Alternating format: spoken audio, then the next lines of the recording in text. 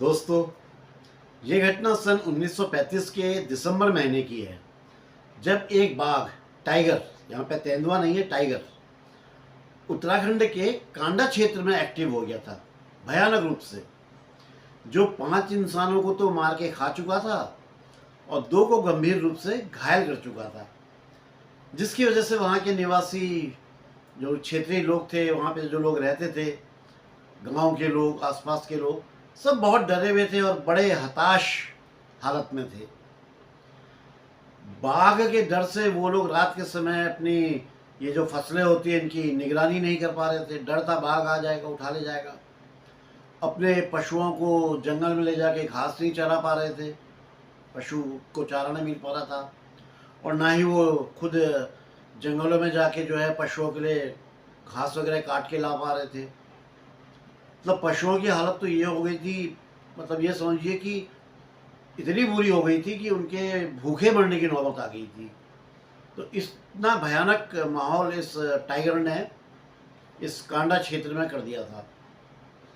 हालांकि वन विभाग के डिपार्टमेंट के बहुत सारे कर्मचारी, बहुत सारे अफसर्स इसको नियंत्रित करने की कोशिश कर रहे थे कि इस टाइगर को या तो पकड़ा जाए या शूट किया जाए, लेकिन वो बेचारे सफल नहीं हो पा रहे थे। बहुत मेहनत कर रहे थे, लेकिन जो रिजल्ट आना चाहिए था वो रिजल्ट नहीं आ रहा था। तो इस वजह से उस क्षेत्र के लोग और ज़्यादा हताश थे। तो वहाँ के जो निवासी थे उन्होंने आपस में एक मीटिंग वगैरह करी, विचार विमर्श किया, और फिर जिम कॉर्बेट साहब को एक लेटर लिखा। और उस पत्र पर उन्होंने लिखा कि हमने सुना कि आप बहुत सारे बाघ और तेंदुओं को मार चुके हैं। आपको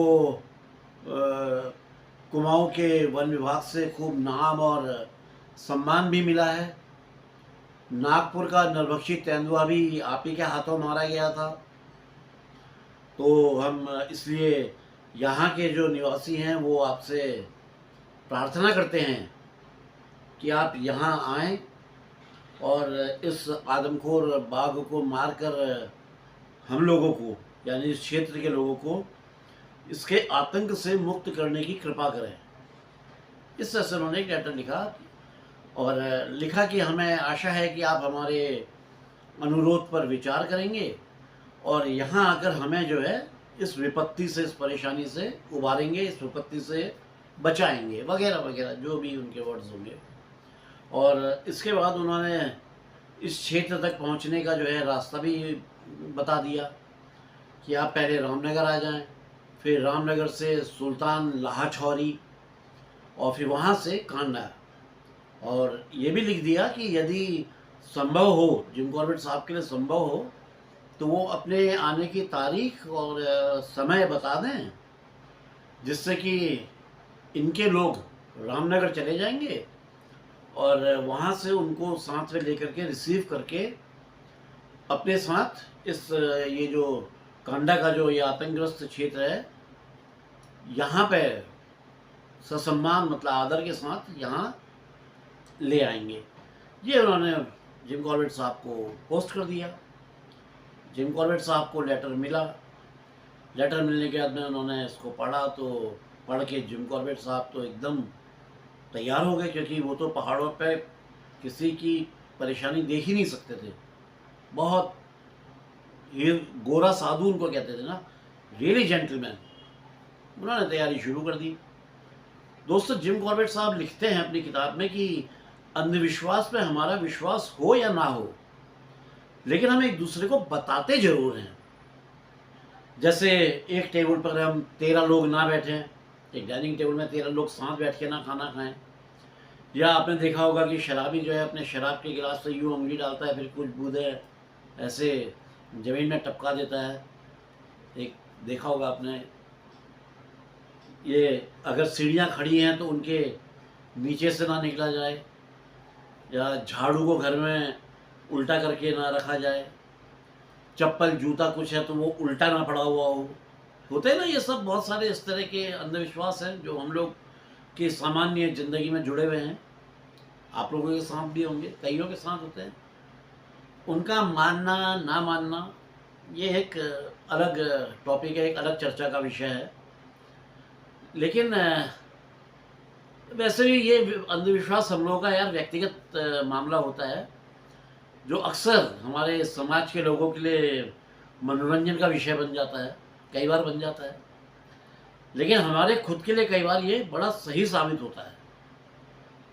यार मैंने कहा था ना कि ऐसे टाइम, इसको ऐसे मत कर, ऐसा हो जाएगा, वो इत्तेफाक होता है कि हो जाता है। और जिम कॉर्बेट साहब बोलते हैं कि वो इस बात को नहीं जानते कि खिलाड़ी से उनका कहने का मतलब है दूसरे शिकारी।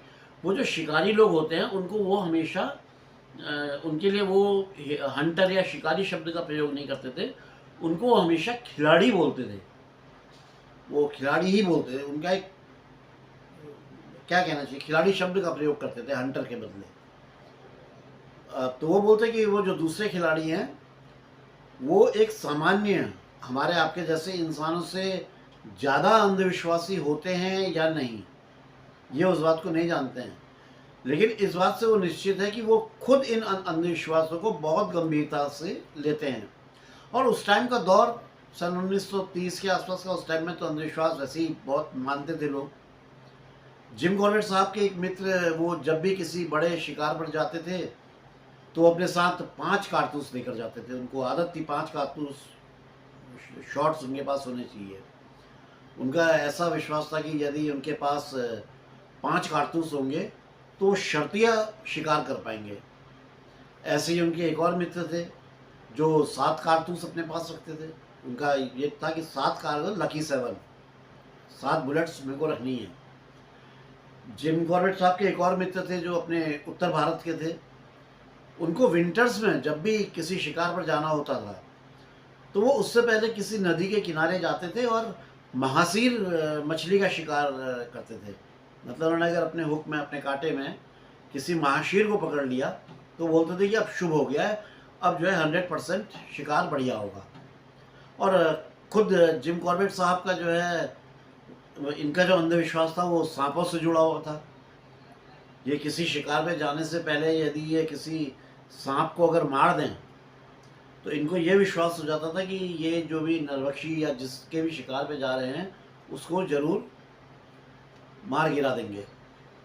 और अगर ये सांप ना मार पाए तो इनको लगता था कि नरभक्षी को मारने के इनके जितने भी प्रयास होंगे वो असफल हो जाएंगे। और ये जो अंधविश्वास था सांप मारने वाला, ये इनके दिल के अंदर बड़ी गहराइयों तक अपनी पैठ बना चुका था। तो सांप के प्रति कुछ इनका एक क्या कहना चाहिए, एक अंधविश्वास ही कहूँगा, शब्द पर्टिकुलर कुछ और याद नहीं आ रहा है। तो ये अंधविश्वास इनकी गहराइयों तक बैठा हुआ था। कांडा के निवासियों का जो रिक्वेस्ट थी उसको स्वीकार करके ये कांडा पहुंच गए थे और नरभक्षी आदमखोर का अपना पीछा भी करने लगे थे, मतलब अपनी ड्यूटी करने लगे थे। एक दिन मई के महीने की तपती दोपहर में ये बहुत ही चौकन्ने, अलर्ट और बिल्कुल सतर्क होकर नरभक्षी बाघ का पीछा करते हुए सीधी खड़ी पहाड़ियाँ जिसमें घनी कांटेदार झाड़ियाँ वगैरह थी, उसमें कई मील ये पैदल चले। पैदल ही चलना था और कोई साधन तो था नहीं, जंगलों में पैदल ही चला जाता है। इनके हाथ और घुटने सब जगह जगह से छिल कट गए थे। ये अपने जो इनका फॉरेस्ट डाक बेंगलो था उससे ये सुबह जल्दी निकल चुके थे और सारा दिन बाघ को तलाश करते रहे कि उसके पाँव के निशान मिल जाए या उसकी कोई झलक मिल जाए या उसका कोई शिकार मिल जाए, कुछ उसका मिल जाए। अब ये बहुत बुरी तरह से थक गए थे और लौट के जो है अपने डाक बंगले आ रहे थे। इन्होंने चलो यार वापस डाक बंगले, फॉरेस्ट ऑफिस, गेस्ट हाउस। अब जब ये डाक बंगले पहुँचे तो वहाँ पे इनको जो है, इन्होंने देखा कि एक गांव का जो है प्रतिनिधि मंडल इनका इंतज़ार कर रहा है। कुछ लोग मतलब इनका इंतज़ार कर रहे हैं। उस प्रतिनिधि मंडल के जो सदस्य थे वो इन्हें कुछ बताना चाह रहे थे, कोई खबर देना चाहते थे। तो उन लोगों ने बताया है कि साहब गांव की सीमा के नज़दीक उन लोगों ने नरभक्षी बाघ को देखा है। अब क्योंकि उस दिन सारा दिन जंगल में भटके हुए थे और अभी गेस्ट हाउस आए थे तो बहुत बुरी तरह थके हुए थे, चोटिल हो गए थे, कटे फटे थे जगह जगह से, तो बहुत थकान और बहुत उससे थे, इसलिए उस रात तो कुछ भी कर पाना इनके लिए संभव नहीं हो रहा था। तो इन्होंने उन प्रतिनिधियों को अपने गेस्ट हाउस से कुछ लालटेन वगैरह दी, उनको जला करके बोला कि आप लोग अपने गांव वापस जाइए और कल देखा जाएगा, जो भी होगा मैं कल आ जाऊंगा। और साथ ही उन्होंने उन गांव वालों को, मतलब उन प्रतिनिधि मंडल जो था उसको बड़ी स्ट्रिक्टली निर्देशित भी कर दिया, उनको निर्देश दे दिया कि कल कोई भी व्यक्ति अपने घर से या अपने गांव से बाहर ना निकले, सब लोग जितना हो सके अपने घर के अंदर ही रहें, ना निकले बाहर। जिस पहाड़ी पे ये बंगला था उसी पहाड़ी के दूसरी तरफ, वहाँ अंतिम छोर में ये गांव भी बसा हुआ था। गांव अभी भी बसा हुआ है, डाक बंगला भी है, लेकिन मैं था इसलिए बोल रहा हूँ क्योंकि 36 की कहानी सुना रहा हूँ। इस पूरे क्षेत्र में घना जंगल था, इसलिए इस गांव में ही नरभक्षी का कुछ ज़्यादा ही आतंक था। ये गांव जो है ना बिल्कुल जंगल के बीच में था। कुछ दिनों पहले ही 2 महिलाएं और 1 पुरुष उसका शिकार बन चुके थे, यानी कि 5 में से 3 तो इसी गांव के थे। अगले दिन सुबह जिम कॉर्बेट साहब ने गांव का एक अपना पूरा राउंड लगाया, फिर एक चक्कर और लगाना शुरू किया, जो उस रास्ते से, जिस रास्ते में इन्होंने पहला चक्कर लगाया था उससे 1/4 मील नीचे से लगाया। अब ये थोड़ा नीचे उतर गए, 1/4 मील नीचे उतर गए, और वो रास्ता बड़ा कठिन था जिस रास्ते में अब ये चल रहे थे, दूसरा चक्कर लगा रहे थे।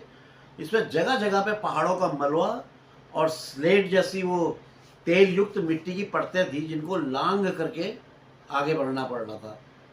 ये बहुत बड़ी चुनौती वगैरह से था इस रास्ते पे चलना, जिसको ये अभी दूसरी बार दूसरा चक्कर लगा रहे थे, मतलब पहला चक्कर लगा रहे थे दूसरे रास्ते पर।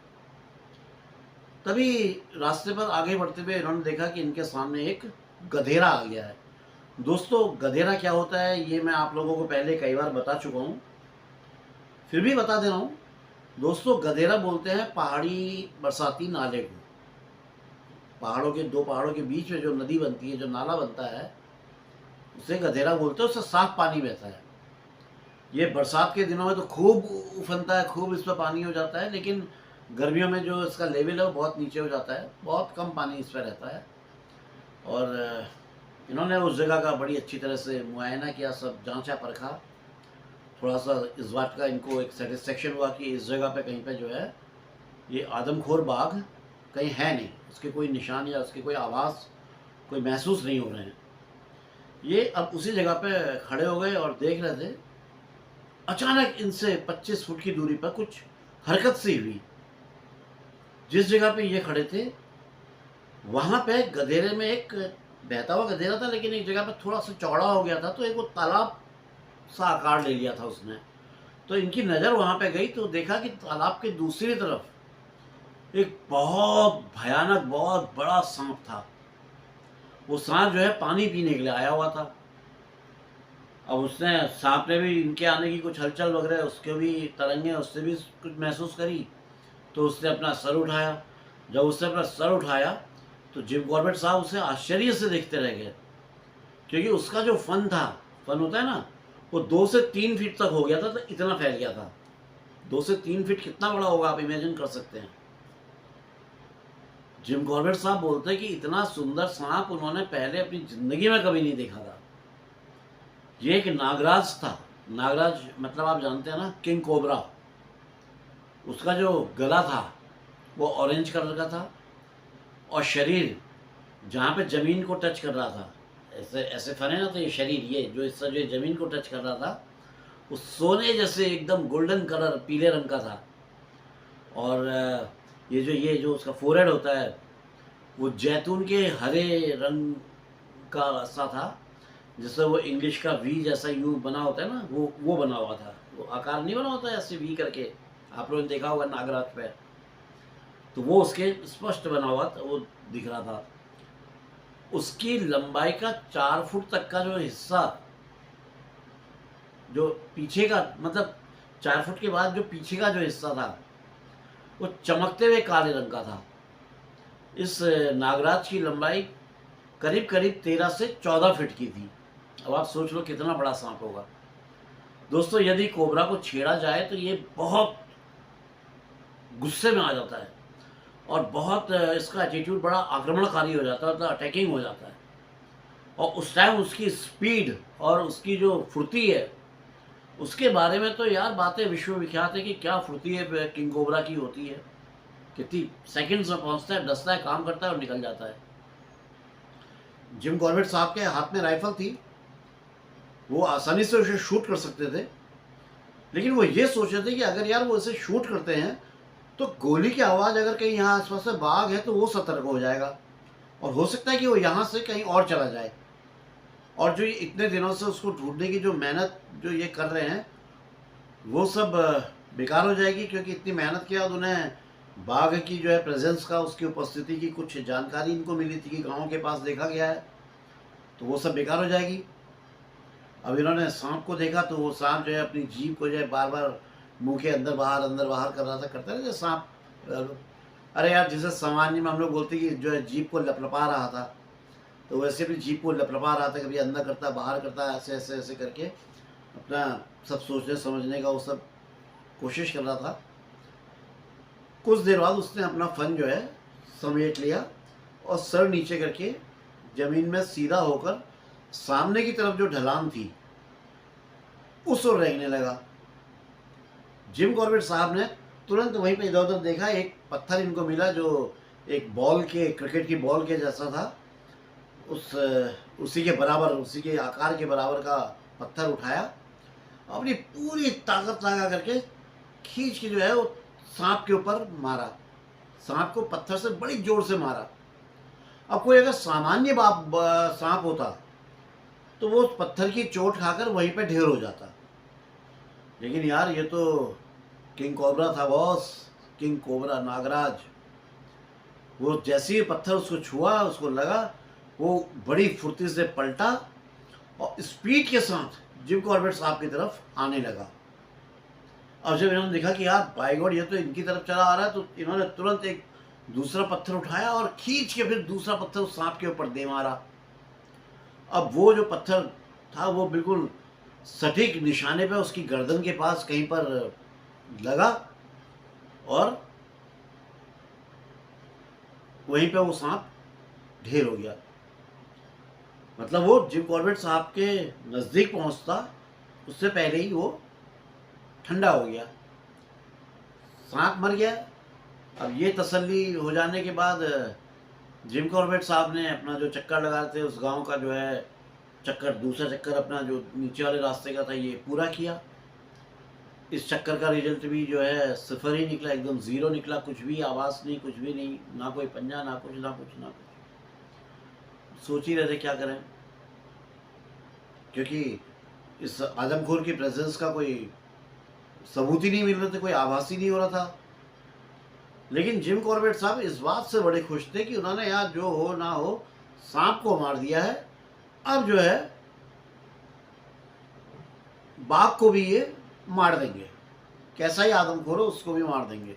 अब ये अपने पूरे कॉन्फिडेंस में आ गए थे, ये मतलब पूरा विश्वास में आ गए थे कि अब ये मैन ईटर 100% मारा जाएगा, मतलब फुल कॉन्फिडेंस।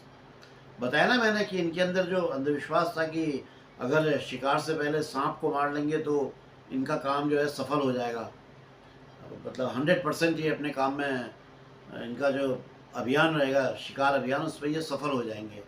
तो ये अब कॉन्फिडेंस इनका लौट के आ गया था। सांप को मार चुके थे, अब बड़े खुश थे और कॉन्फिडेंस से भरे हुए अपना इन्होंने आगे चलना शुरू किया।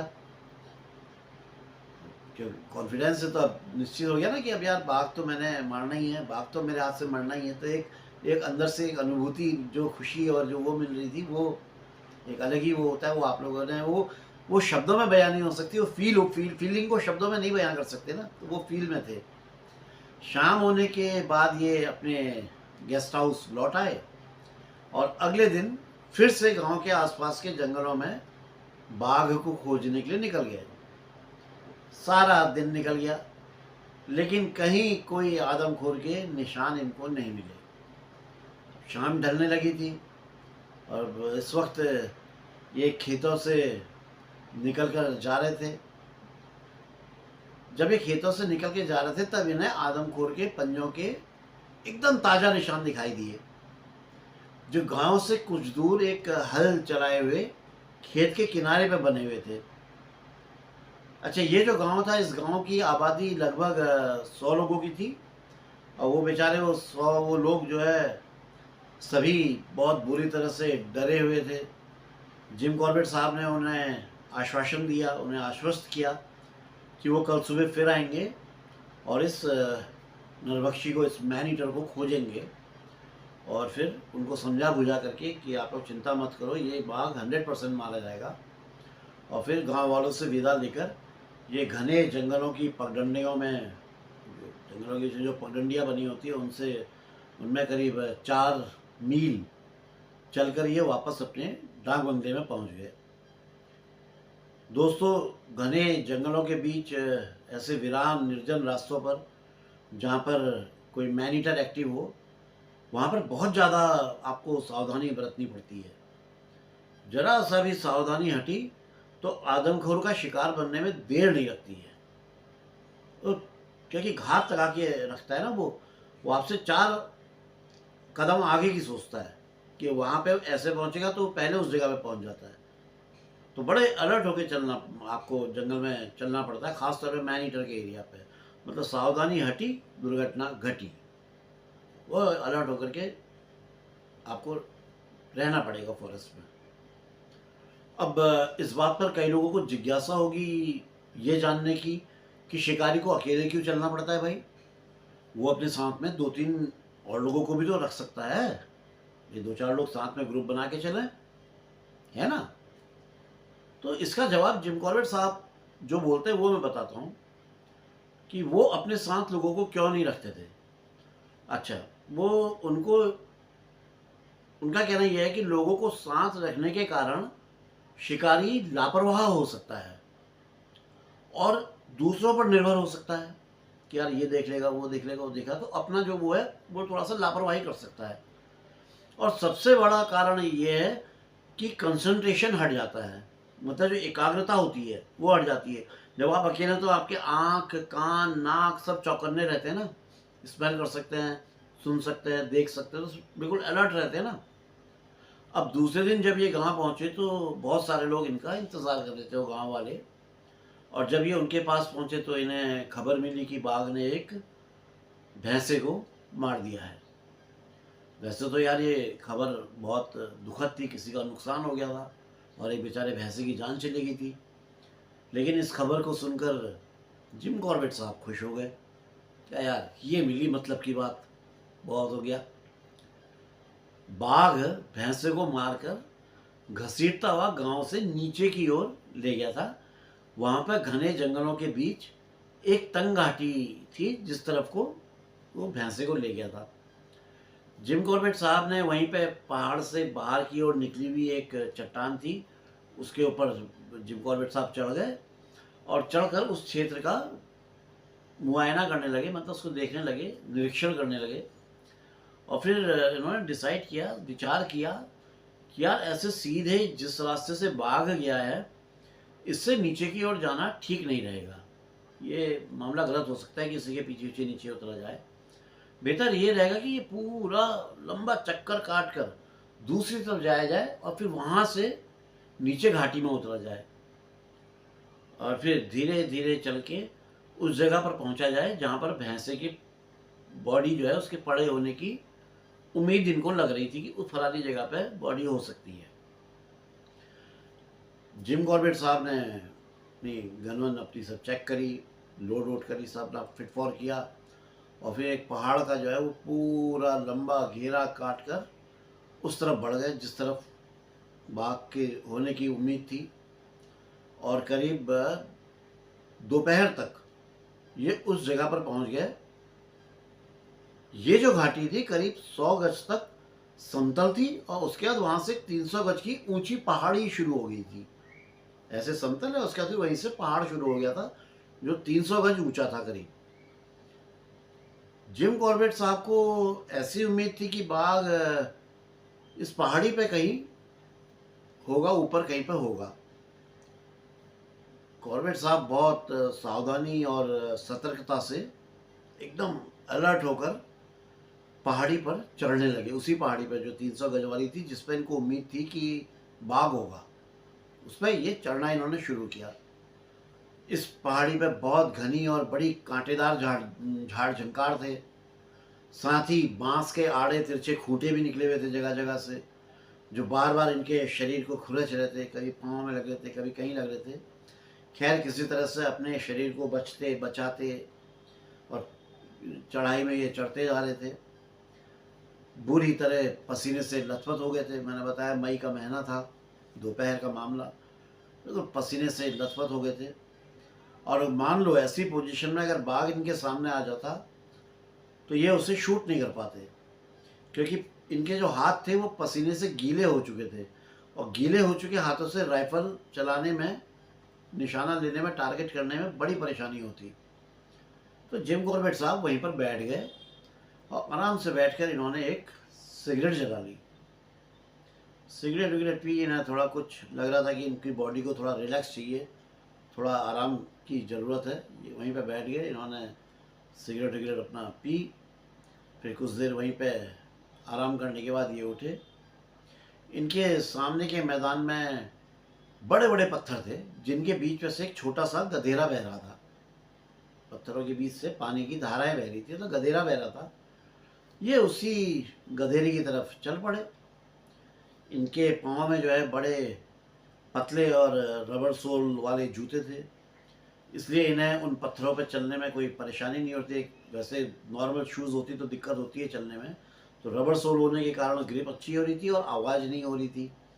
तो ये बड़े बिना किसी परेशानी के ये आगे बढ़ते जा रहे थे। अब इनका पसीना भी काफ़ी हद तक सूख गया था और आराम करने का शरीर को भी काफ़ी राहत मिल गई थी। तो ये उस दिशा की ओर चल पड़े जहाँ पे इनको उम्मीद थी कि उधर भैंसा होगा। इनको उम्मीद थी कि मरे हुए भैंसे के पास ही कहीं पर बाघ भी मौजूद होगा, वहीं कहीं पर सोया होगा, क्योंकि तुरंत खाता नहीं है, पहले रेस्ट करता है, फिर खाता है, फिर सो जाता है।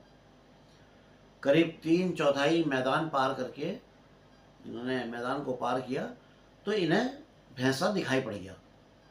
उसे बाघ ने जो है घास से ढक दिया था, जिससे कि कोई और दूसरे जानवर उसे ना देख पाए। और उसके नज़दीक से ही कुछ 50 गज आगे एक चढ़ाई वाला पहाड़ था। एक पहाड़ और था, पहाड़ों में तो पहाड़ी पहाड़ होते हैं ना, तो एक पहाड़ और था। इन्होंने हर तरफ अपनी नज़र दौड़ाई, लेकिन इन्हें कहीं बाघ दिखाई नहीं पड़ा। जिम कॉर्बेट साहब ने बहुत सतर्क होकर जहाँ पर भैंसा था उसी की सीध में एक चट्टान पर अपनी पोजीशन ले ली। भैंसे की सीध पे एक चट्टान थी, उस पर अपनी पोजीशन ले ली। जिस जगह पर इन्होंने पोजीशन ली, वहाँ से ये सारे मैदान का, पूरे एरिया का एक एक इंच देख सकते थे, यानी कि सारा विज़न जो है क्लियर था। सारा व्यू जो था एकदम क्लियर इनको वहाँ से दिखाई पड़ रहा था। बड़ी अच्छी लोकेशन में ये बैठे हुए थे। जिम कॉर्बेट साहब का कहना है कि जब कोई खतरा नज़दीक हो, कोई डेंजर आपको महसूस हो, तो उसका पूर्वाभास होने लगता है, यानी कि आपकी छठी इंद्री काम करने लगती है, यार नहीं कुछ गड़बड़ है, बस कुछ मामला कुछ गड़बड़ लग रहा है। इनके साथ भी कुछ ऐसा ही हुआ। जब इन्होंने चट्टान में पोजीशन ले ली थी तो उसके 3-4 मिनट तक तो ये बिल्कुल सामान्य थे, नॉर्मल थे, बिल्कुल अलर्ट थे। इन्होंने अलर्ट, मतलब ये नहीं कि सत्र लापरवाह हो गए थे, लापरवाह नहीं हुए थे, सामान्य थे। कि मतलब कहने का मतलब कि तब इनके मन में किसी तरह का कोई खतरे का कोई ऐसा विचार नहीं आ रहा था। लेकिन फिर अचानक इन्हें ऐसा लगने लगा कि आदमखोर बाघ इन्हें बहुत नज़दीक से ही इनकी ओर कहीं पे से देख रहा है। ये आदमखोर की नज़र में है और बहुत नज़दीक से है। अब ये और सावधान हो गए। अब ये ऐसे ऐसे ऐसे ऐसे करके हर तरफ देखने लगे। दोस्तों, जिस छठी इंद्री ने इन्हें सचेत किया था जिम कॉर्बेट साहब को, हो सकता है उस आदमखोर बाघ की छठी इंद्री भी काम कर गई हो। उस बाघ को भी उसकी छठी इंद्री ने सचेत कर दिया कि बेटा सोए मत रहो, खतरा मुंह पे आ गया है, तुमको भी खतरा है। तो वो भी थोड़ा अलर्ट हुआ। इनकी बाईं तरफ करीब 15 फुट की दूरी पे कुछ झाड़ियाँ थी, और सामने की तरफ उतने ही फासले में, यानी कि 15 फुट के ही फासले में भैंसे का शरीर भी था। मतलब ऐसे सामने भैंसा है और जब बाईं तरफ जो है झाड़ियाँ थी।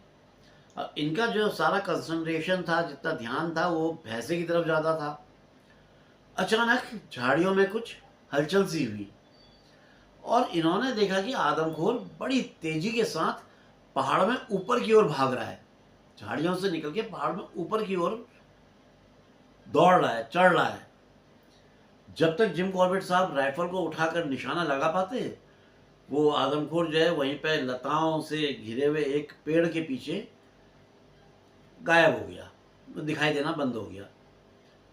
आदमखोर ने करीब 60 गज का फासला और तय किया होगा कि वो फिर से जिम कॉर्बेट साहब को दिखाई पड़ा। दोबारा से इनकी आंखों में आ गया और जैसे ही वो एक चट्टान से इनके ऊपर कूदने वाला था, इनके ऊपर जंप करने वाला था, जिम कॉर्बेट साहब ने फायर कर दिया, गोली चला दी।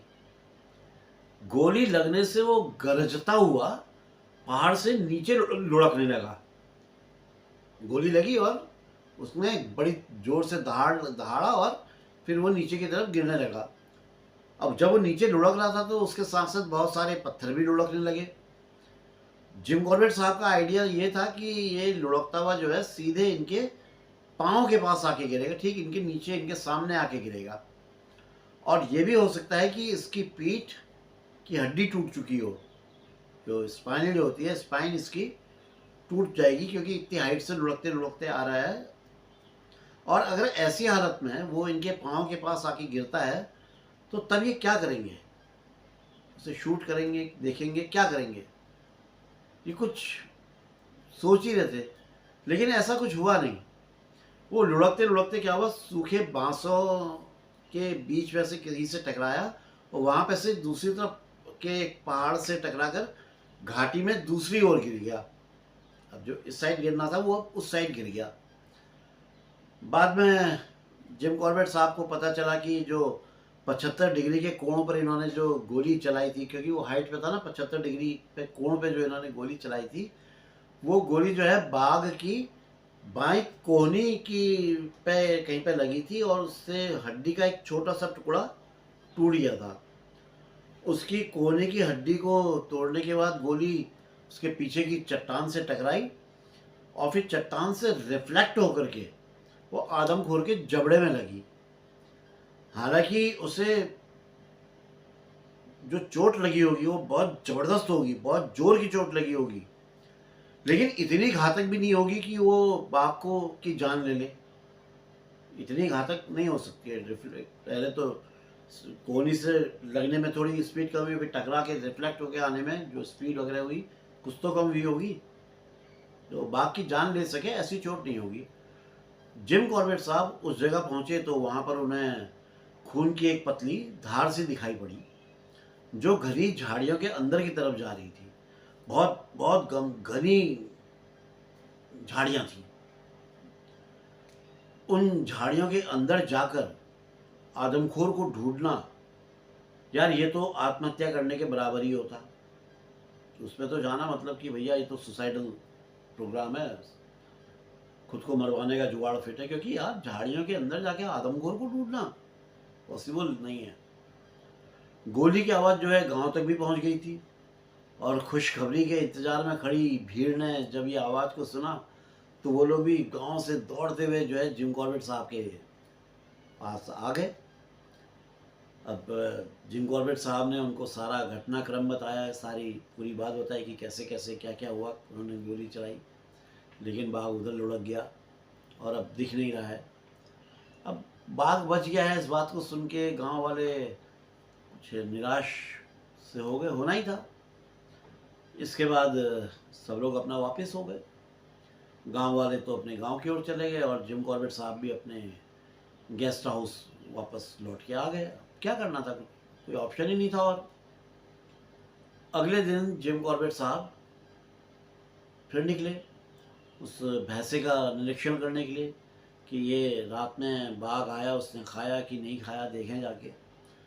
तो इन्होंने देखा कि आदमखोर ने भैंसे को बहुत थोड़ा सा खाया हुआ था।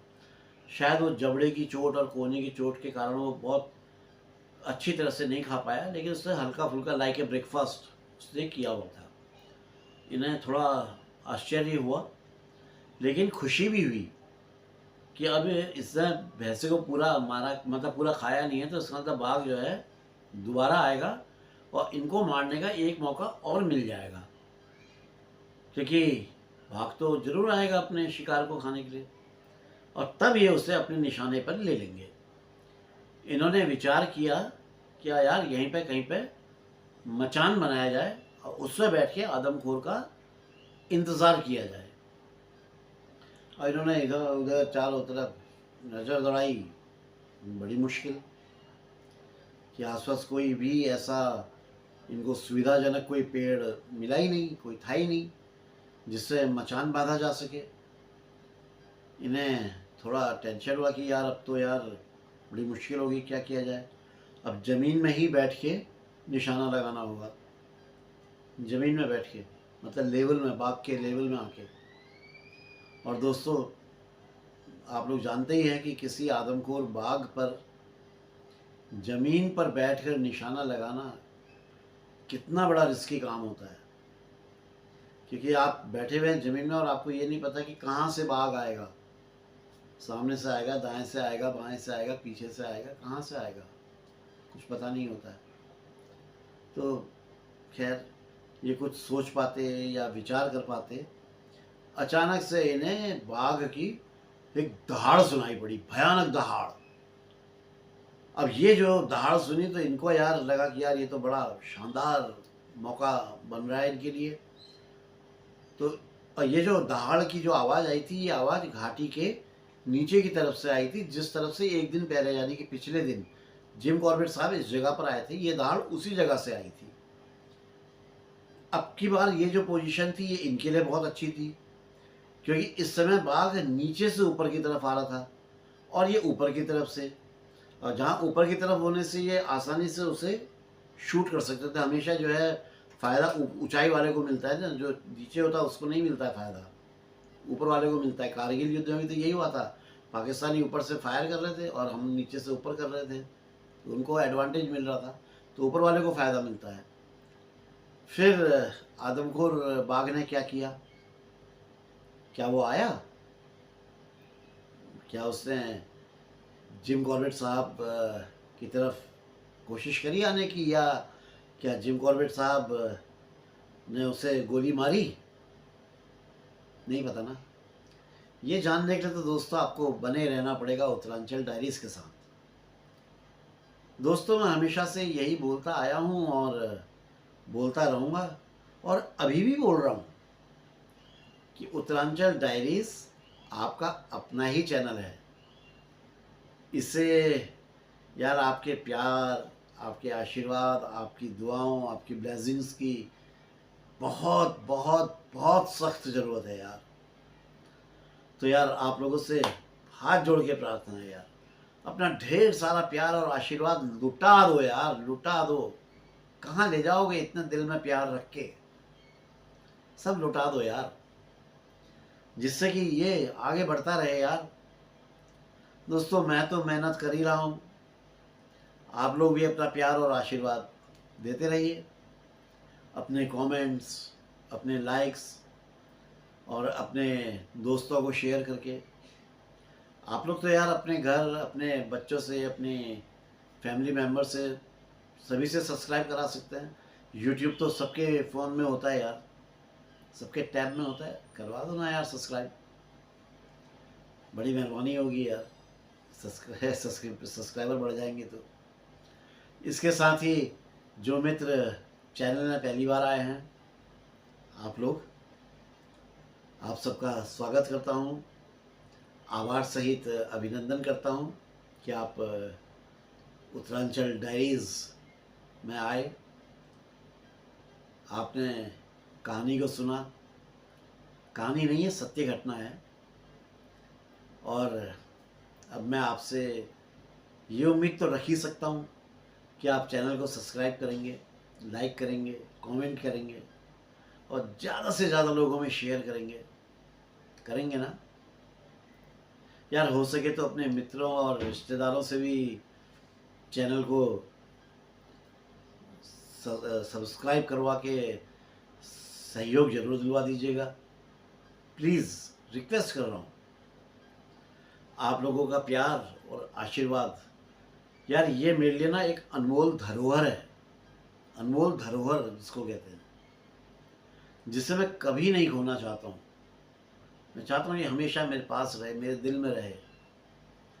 तो दोस्तों बने रहिए उत्तरांचल डायरीज़ के साथ, और जल्दी ही लौटता हूँ आपके पास और आप लोगों को बताता हूँ कि कहानी में फिर क्या हुआ। आप लोग भी तो उत्सुक हो रहे होंगे ना ये जानने के लिए कि फिर क्या हुआ। बताता हूँ दोस्तों जल्दी अगले एपिसोड में। थोड़ा कमर में स्ट्रेन पड़ रहा है, बैठना मुश्किल हो रहा है।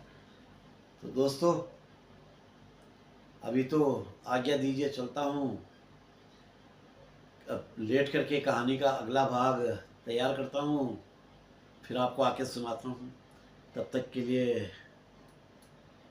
Bye bye. जय बद्री विशाल, जय उत्तराखंड, जय जय जय, जय माँ भारती।